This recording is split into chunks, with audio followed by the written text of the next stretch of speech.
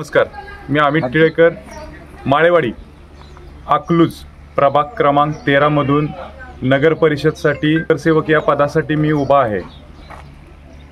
माळेवाडी या गावामध्ये अनेक समस्या आहेत, रस्त्याच्या, लाईटच्या, पिण्याच्या पाण्याच्या। या ठिकाणी अजून सुद्धा फिल्टरचं पाणी नाहीये।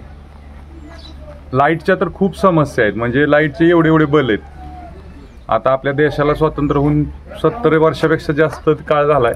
आता बल्बचा जमाना गेला, लॅम्प लागले सिटीमध्ये, पण ह्या माळेवाडी भागामध्ये कुठं सुद्धा लॅम्प नाहीयेत। एवढे वर्ष झालं अजून इथं फिल्टरचं पाणी नाही। फिल्टरचं पाणी नाही, इथं लोक टाकीत बोरचं पाणी टाकतात आणि ते पाणी सोडलं जातंय। त्या पण पाईपलाईन नीट नाहीत। इथला गावठाणचा प्रश्न आहे।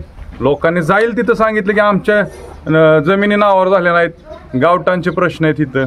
दुसरी गोष्ट महत्त्वाची, आज 9 महिने झालं माळेवाडीचा आणि यशवंतनगरचा तलाठी वेगळा झालाय, सज्जा वेगळा झालाय। आमच्या गावामध्ये तलाठी नाही। माळेवाडीचा आणि यशवंतनगरचा तलाठी वेगळा असून सुद्धा ऑफिस आमचं माळेवाडीचं ऑफिस यशवंतनगरला आहे। लोक अजून सुद्धा तिथं जाऊन सातबारा काढतात।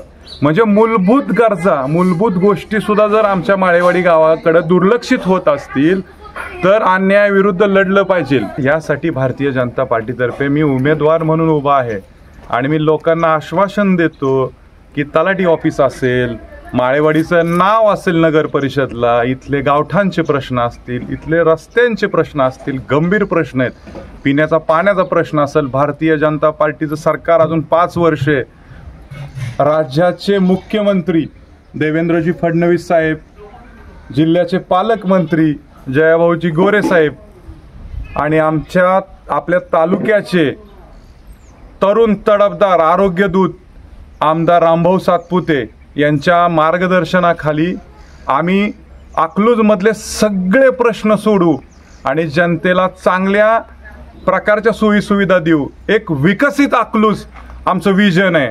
आम्हाला एक मॉडर्न अकलूज करायचं की जेणेकरून लोकांना बघायला आले पाहिजेत की ही नगर परिषद एक वेगळ्या प्रकारे भारतीय जनता पार्टीने केले। गार्डन असतील, अनेक गोष्टी या भारतीय जनता पार्टीच्या माध्यमातून या ठिकाणी होणार आहेत।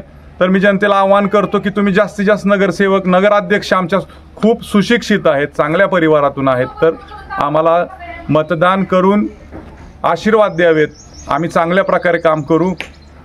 थँक्यू, धन्यवाद।